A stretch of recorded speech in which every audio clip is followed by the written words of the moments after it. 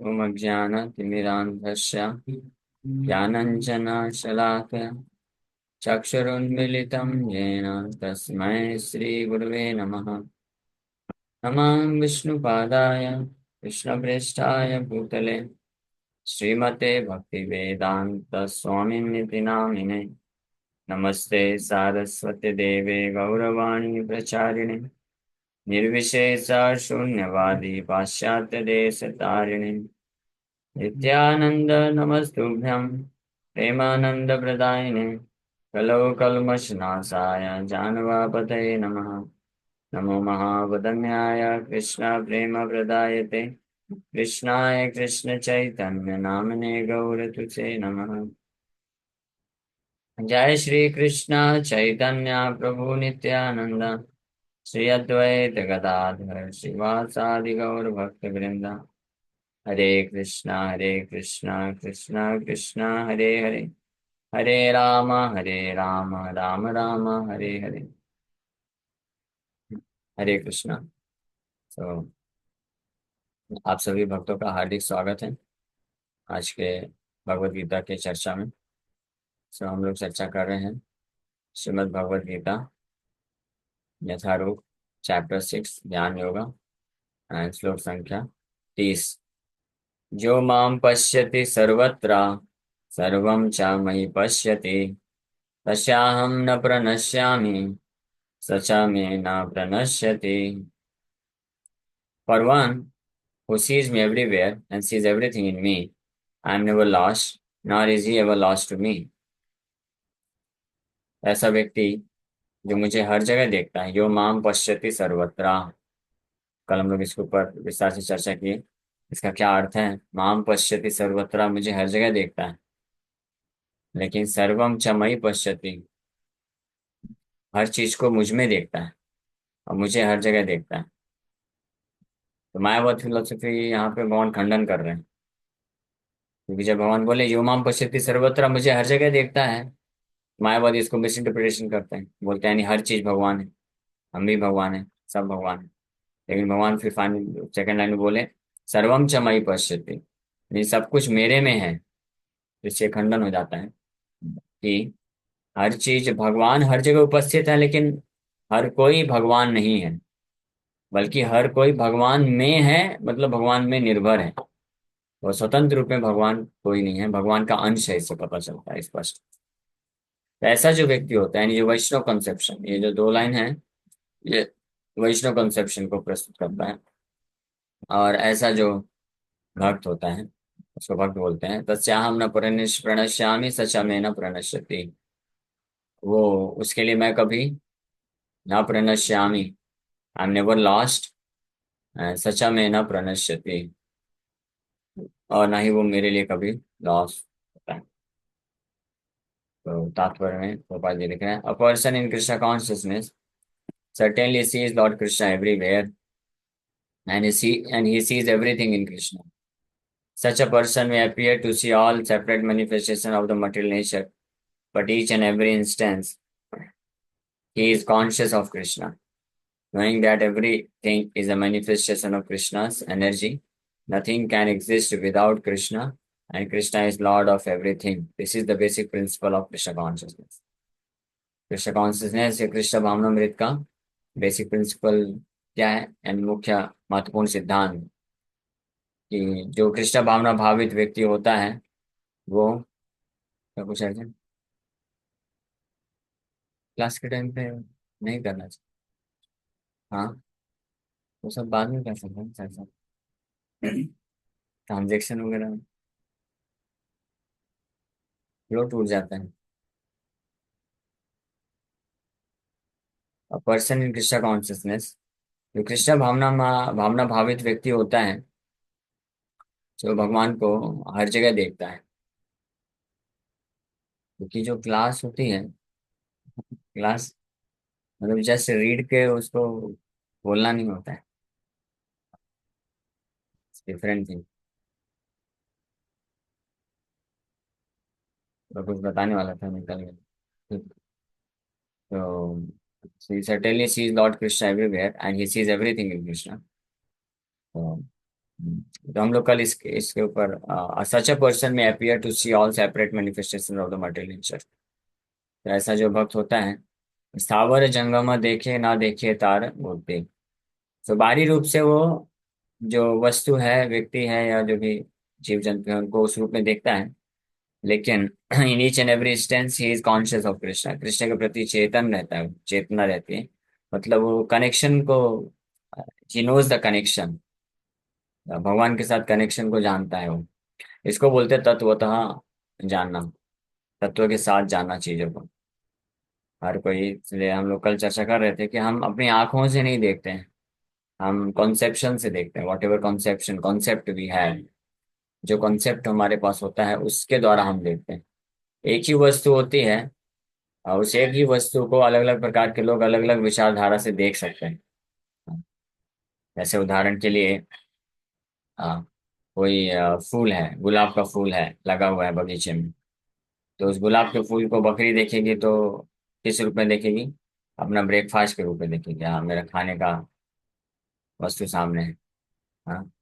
और उसी गुलाब के फूल को एक यंग बॉय, हाँ, देखेगा तो वो देखेगा कि अपनी गर्लफ्रेंड को प्रपोज करने के लिए बहुत अच्छा फूल है, इसको लेके मैं उसको प्रपोज कर सकता हूँ, as an object of sense gratification.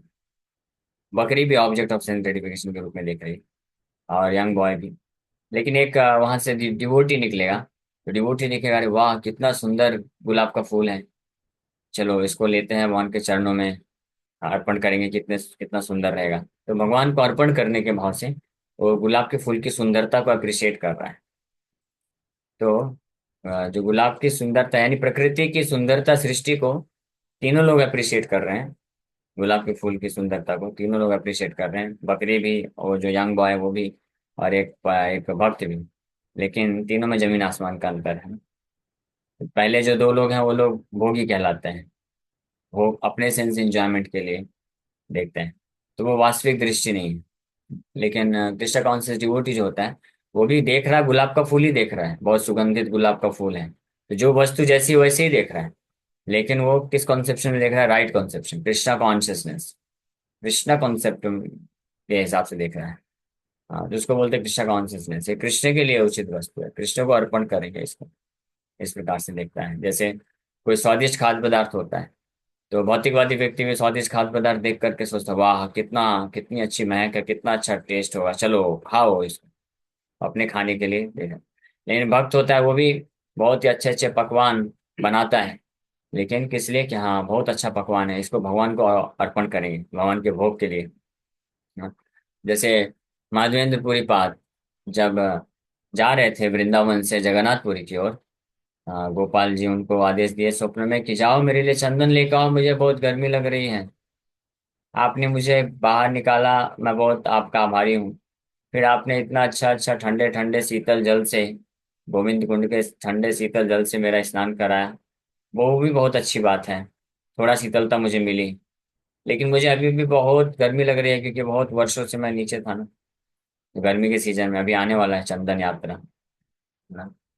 30 अप्रैल से चंदन यात्रा है, 21 दिनों तक। और श्री श्री राधा रास बिहारी मंदिर में प्रभुपाद क्वार्टर में चंदन घिसने का सेवा उपलब्ध है। मुंबई के भक्त लोग आ सकते हैं। सुबह 10 बजे से, 10 बजे से चालू हो जाता है, रात को 8-9 बजे तक, बीच में कभी भी आ सकते हैं। और भगवान के लिए चंदन घिसे, और चंदन भगवान के शरीर में लगाया जाएगा 21 दिनों तक। 30 अप्रैल से, 30 अप्रैल के दिन विशेष दर्शन होगा। भगवान के जो बड़े विग्रह हैं, छोटे विग्रह हैं, सबको पूरे शरीर को चंदन से ढक दिया जाएगा। स्पेशल दर्शन शाम को 5 बजे मिलेगा। तो ये चंदन सेवा कहलाती है। तो भगवान इच्छा प्रकट किए, मेरे लिए चंदन लेके आओ। तो माधवेंद्रपुरी निकल गए चंदन लेने के लिए। लेकिन जगन्नाथपुरी पहुंचने के पहले वो एक स्थान आता है पास में ही, रेमुना करके, रेमुना ग्राम है, पालेश्वर, वहाँ रेलवे स्टेशन के पास। तो रेमुना में पहुंचे, वहां पे खीरचोर गोपीनाथ का दर्शन किए। पहले खीरचोर नहीं था नाम उनका, गोपीनाथ नाम था बस। तो गोपीनाथ का दर्शन किए, और वहां पे पुजारी गोपीनाथ को डेली अमृत केली करके एक स्वीट है, स्वीट राइस है, खीर, एक विशेष प्रकार का खीर होता है, वो भोग लगाते हैं। तो अमृत केली का भोग लगा रहे थे। तो माधवेंद्र, जब भोग लग रहा था माधवेंद्रपुरी, उसी वक्त उनका इच्छा हुआ कि अगर ये प्रसाद थोड़ा सा मुझे चखने को मिलेगा तो अपने गोपाल जी के लिए भी मैं ऐसे ही भोग लगाऊंगा। तो फिर हालांकि उनको बहुत दुख होता है कि मैं भगवान को भोग लगते समय मैंने इच्छा प्रकट की खाने की, ये बहुत कितना बड़ा अपराधी हूँ। तो फिर वो बिना टेस्ट किए वो निकल गए। फिर हमको मालूम है कैसे लीला में फिर भगवान इच्छा को जानते थे, तो भगवान उनके लिए एक प्याला जो स्वीट राइस है उसको चोरी कर लेते हैं। और फिर पुजारी को रात को आधी रात उठाते हैं, अरे उठो, सो क्यों रहे हो, मेरा भगत वहां पे इच्छा करके बैठा हुआ है, नाम जप कर रहा है, जाओ ये लेके उसको दे के आओ। पुजारी उठता है, स्नान करता, कपाट खोलता है, और धोती के पीछे वो प्याला चोरी करके रखे थे भगवान, तो वो जाके दे देता है मालूमपुरी को। मालूमपुरी उसको फिर खाते हैं। वो खीर तो खाते ही हैं, वो जो मिट्टी का प्याला था उसको भी चूर चूर पाउडर करके बांध लेते हैं धोती में, डेली डेली थोड़ा थोड़ा खाते थे महाप्रसाद। हाँ इतना उनको आनंद अनुभव हुआ। तो माधवेंद्रपुरी पाद जो कि परम विरक्त हैं, जो कि अजागर वृत्ति उनका था। अजागर वृत्ति मतलब वृत्ति मतलब प्रोफेशन, और अजागर मतलब अजगर के प्रोफेशन को स्वीकार करते थे। किसी से खुद से कमाते तो थे ही नहीं कि खुद से जाके 10 घंटे ऑफिस में जॉब करेंगे फिर पैसा मिलेगा फिर खिलाएंगे खाएंगे, नहीं। किसी से मांगते भी नहीं थे, भिक्षा भी नहीं मांगते। हाँ, खुद से कमा के खाना, ये जो है सबसे लोवेस्ट स्टैंडर्ड ऑफ मेंटेनेंस का तरीका होता है।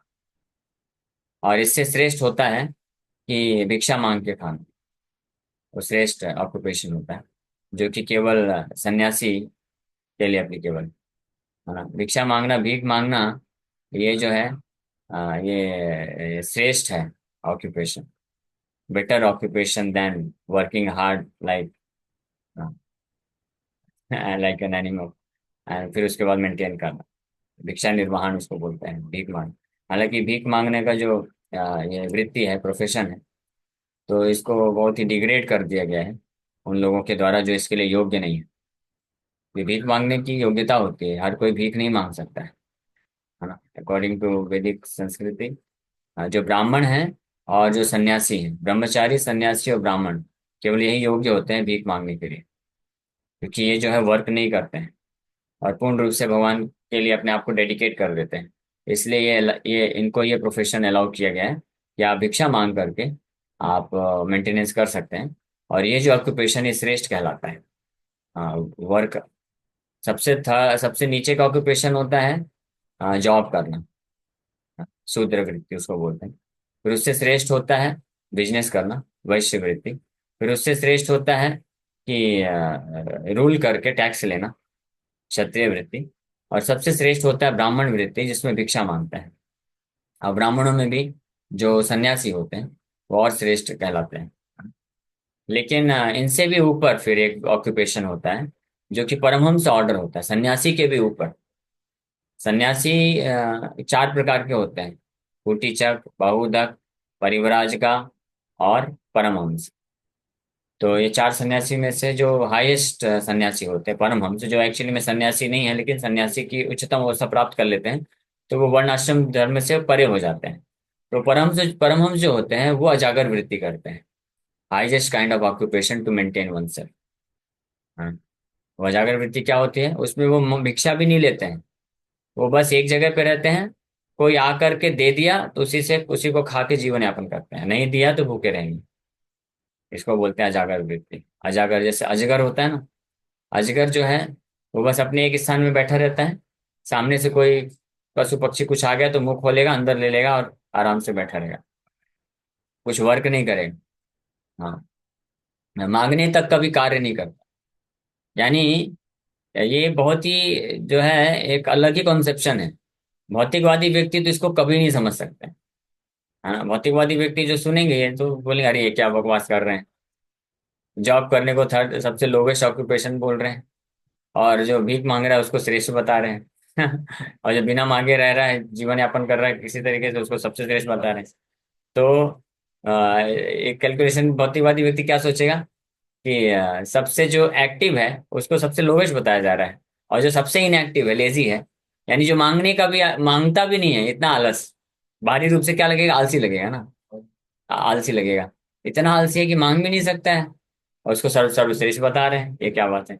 ये इसीलिए तो भगवान गीता में बोले यानी स सर्वभूतानि तस्याम जागृति संयमी। जो भौतिकवादी व्यक्तियों के लिए दिन है, अध्यात्मवादी व्यक्तियों के लिए रात है।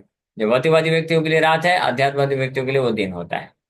तो अध्यात्मवादी स्पिरिचुअलिस्ट जो होते हैं, वो स्पिरिचुअली बहुत एक्टिव होते हैं। तो जो हाईएस्ट डिग्री में स्पिरिचुअली एक्टिव होते हैं, आध्यात्मिक रूप से एक्टिव होते हैं, तो मटेरियली पूरी तरह से इनएक्टिव हो जाते हैं। कंप्लीटली लेजी हो जाते हैं मटेरियली, भौतिक रूप से। And that is the highest perfection of life. ये आत्मा के स्तर पे पूरी तरह से एक्टिव रहते हैं। तो श्रील माधवेंद्र पाल उस स्तर के भक्त थे, जो पूरी तरीके से मटेरियली इनएक्टिव और पूरी तरह 24 आवर्स स्पिरिचुअली एक्टिव, है ना।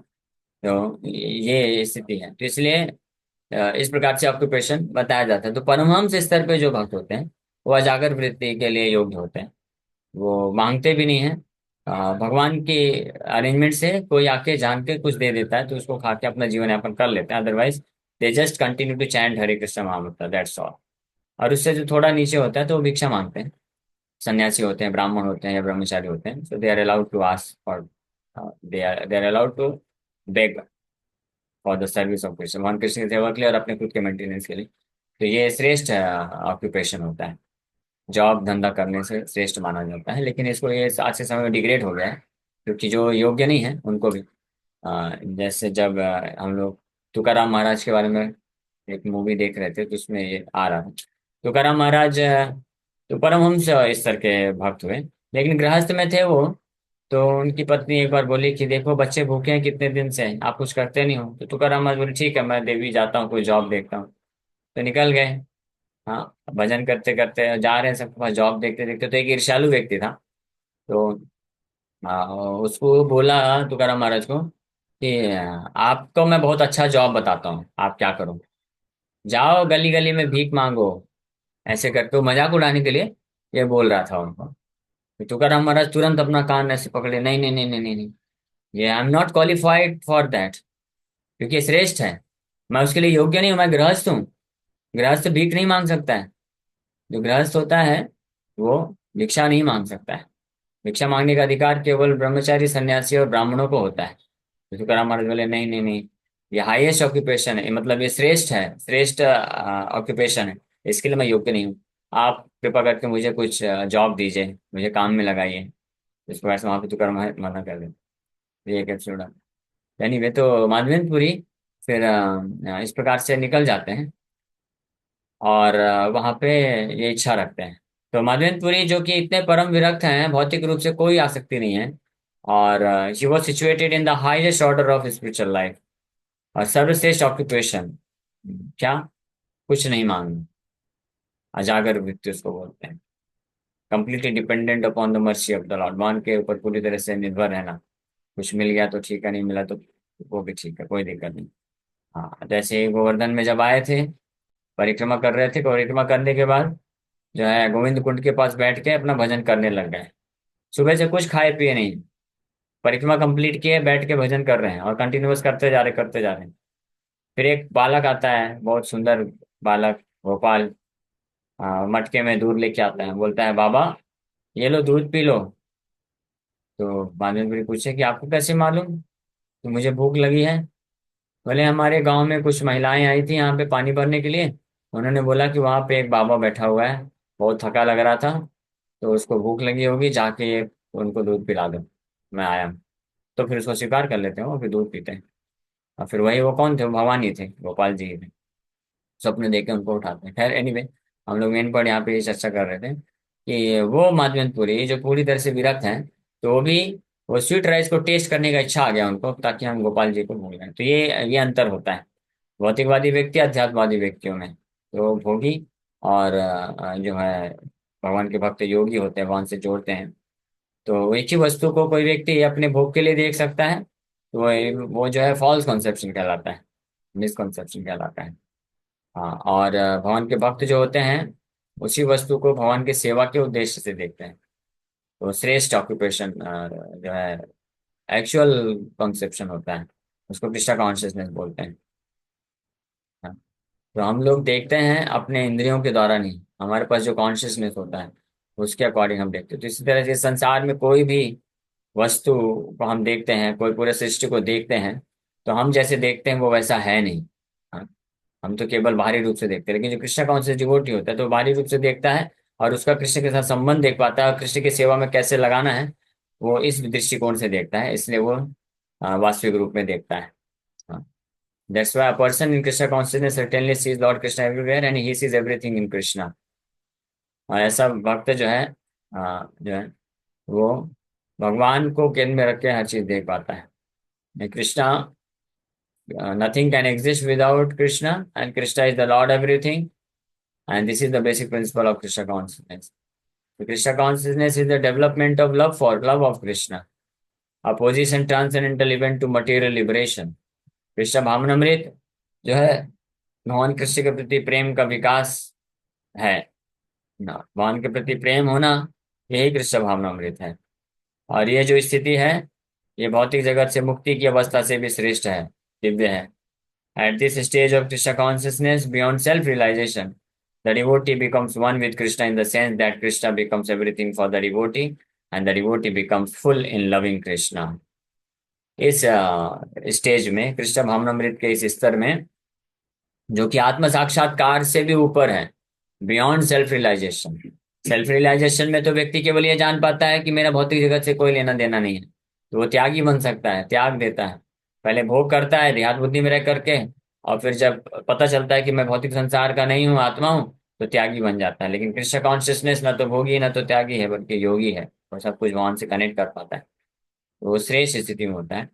इसलिए ऐसा जो भक्त होता है ही becomes one with Krishna, Krishna के से एक हो जाता है। एक हो जाता है मतलब अस्तित्व खत्म नहीं होता है।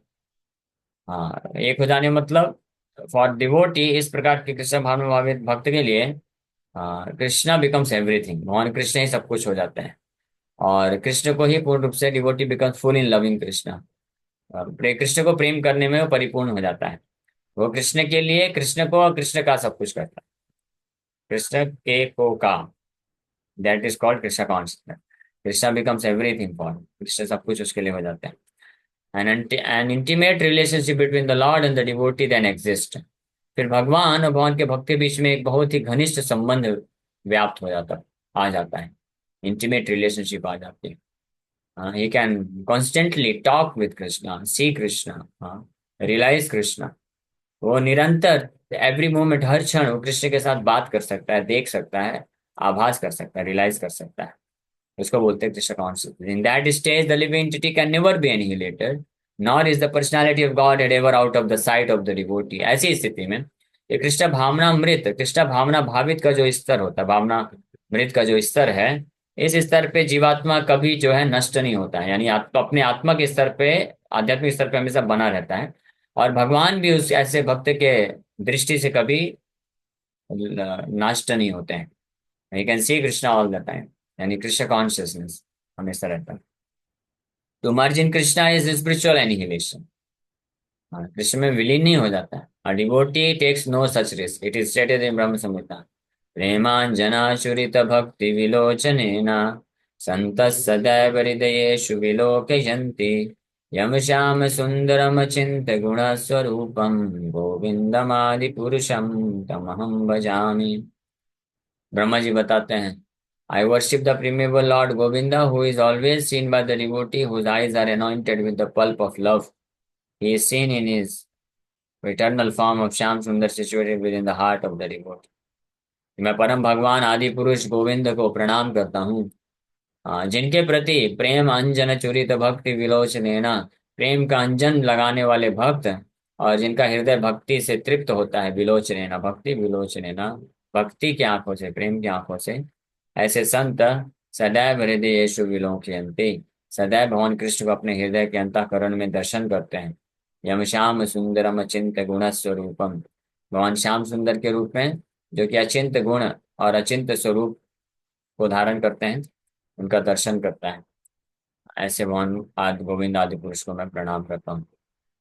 So at this stage, Lord Krishna never disappears from the sight of the devotee. Nor does the devotee ever lose sight of the Lord। इस स्टेज में यानी कृष्ण कॉन्शियसनेस, कृष्ण भावना अमृत के स्तर पे भगवान कृष्ण भक्त की दृष्टि से कभी गोचर नहीं होते हैं, अगोचर नहीं, अप्रकट नहीं होते हैं। और भक्त भी जो है भगवान के दृष्टि से कभी नहीं खत जाता है, हमेशा भगवान के पास रहता है, भगवान की सेवा में लगा रहता है मतलब। In the case of a yogi who sees the Lord as Paramatma within the heart, the same applies. Such a yogi turns into a pure devotee and cannot bear to live for a moment without seeing the Lord within himself. जो perfect योगी होता है उसके साथ भी ऐसा होता है, परमात्मा के निरंतर दर्शन करता रहता है वो। और जब वो धीरे धीरे और शुद्ध भक्त बनता है किसी शुद्ध भक्त के संपर्क में आकर के, तब वो एक भी क्षण भगवान के सेवा के बिना, भगवान को देखे बिना या भगवान के लिए कुछ किए बिना रह नहीं सकता है। ये है इस श्लोक का अर्थ। Perfect stage of Krishna consciousness.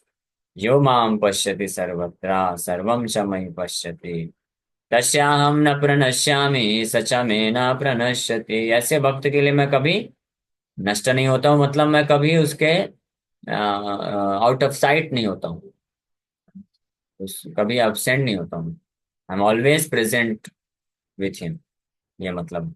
और वो भक्त भी कभी मुझे छोड़ के नहीं जाता है, निरंतर मेरे से जुड़ा रहता है in my service. Okay, thank you very much. फिर साथ यहाँ पे विराम करेंगे। किसी वक्त का कोई प्रश्न है तो पूछ सकते हैं। हरे कृष्ण। प्रभु जी, जैसे ये टॉपिक है कि जो अ, मतलब भिक्षावृत्ति करते हैं इस टाइप से, तो जो आज की जनरेशन में भिक्षावृत्ति करने आते हैं तो हम तो उन्हें पहचानते नहीं है कि कौन किस स्थिति में है, तो उसको कैसे लेना चाहिए फिर? हम जो करना भिक्षा चाहिए जो नहीं देते करना हैं, चाहिए? जो दान देते हैं ना, वो उचित पात्र को देना चाहिए। क्योंकि अगर हम कुछ दान देते हैं तो जो पात्र ग्रहण करता है उसके अनुसार हमको फल मिलने वाला है। अगर कोई योग्य पात्र नहीं है और दान को इस्तेमाल जो है अपनी इंद्रिय तृप्ति के लिए करेगा, तो फिर उसका जो है हमको भी खामियाजा भुगतना पड़ेगा। इसलिए बेस्ट जो भिक्षा है या दान, भिक्षा भिक्षा तो मांगने का अधिकार केवल जो है वैष्णवों को होता है। वैष्णव, ब्राह्मण और सन्यासी, ब्रह्मचारी। और ये जो ब्रह्मचारी, सन्यासी, वैष्णव, ब्राह्मण है, ये बाहरी एक्सटर्नल ड्रेस से नहीं होते हैं। ये कपड़ा अगर सैफरन पहन लिया तो ब्रह्मचारी सन्यासी है, या इसके अंदर जो कपड़ा है कौन सा, ये शरीर भी तो कपड़ा ही है ना। एक जाति से ब्राह्मण में अगर जन्म लिया है तो वो ब्राह्मण हो गया, ये नहीं है। वैष्णव, ब्राह्मण, ब्रह्मचारी, सन्यासी, ये वास्तव में एक ही जो भक्त हैं, वैष्णव होते हैं, उसी के अलग अलग नाम है, कोई खास अंतर नहीं है। ब्रह्मचारी मतलब ब्रह्मचरित इति ब्रह्मचारी, जो कृष्ण के लिए ही केवल कार्य करता है वो ब्रह्मचारी है। सन्यासी मतलब जो अपना सब कुछ कृष्ण की सेवा के लिए निछावर कर देता है, सत प्लस न्यास, सन्यासी। और ब्राह्मण मतलब ब्रह्म जानाति इति ब्राह्मण, जो ब्रह्म को जानता है, कृष्ण को जानता है, वो ब्राह्मण है। तो वैष्णव मतलब शुद्ध वैष्णव, जिसके हृदय में पूर्ण रूप से कृष्ण के प्रति प्रेम है। तो ब्रह्मचारी, सन्यासी या ब्राह्मण का जो सर्वश्रेष्ठ स्थिति होता है, हाईएस्ट कल्मिनेशन जिसको बोलते हैं, यानी परफेक्ट ब्रह्मचारी, प्योर डिवोटी। जो शुद्ध वैष्णव होता है परफेक्ट ब्रह्मचारी होता है, जो शुद्ध वैष्णव होता है परफेक्ट सन्यासी होता है, शुद्ध वैष्णव होता है परफेक्ट ब्राह्मण होता है। क्योंकि जो शुद्ध वैष्णव होता है, जिसके हृदय में कृष्ण के प्रति पूर्ण रूप से प्रेम जागृत हो चुका होता है, वो अपना सब कुछ काया मनसा वाचा कृष्ण की सेवा के लिए सेक्रीफाइस करता है, इसलिए परफेक्ट सन्यासी हुआ।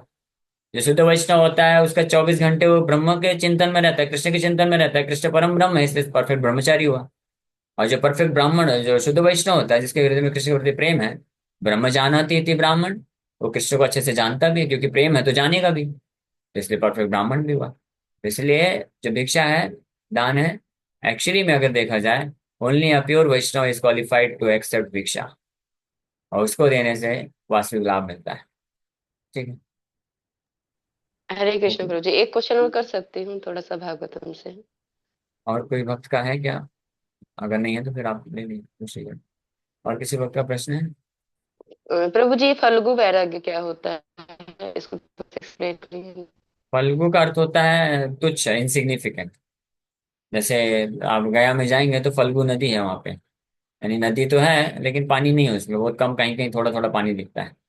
तो जैसा वैराग जो वास्तविक रूप में थोड़ा थोड़ा रहता है, अल्प मात्रा में कभी कभी प्रदर्शित होता है, उसको फल्गु वैराग बोलते हैं। मरकट वैराग, फल्गु वैराग, शमशान वैराग और युक्त वैराग, 4 प्रकार के वैराग बताए गए। तो युक्त वैराग ही वास्तविक वैराग होता है, जिसमें कृष्ण के प्रति पूर्ण रूप से आसक्ति होती है और कृष्ण के लिए समर्पण करता है, इंद्र तृप्ति की भावना से पूरी तरह से मुक्त होता है। ओके। हरे कृष्ण।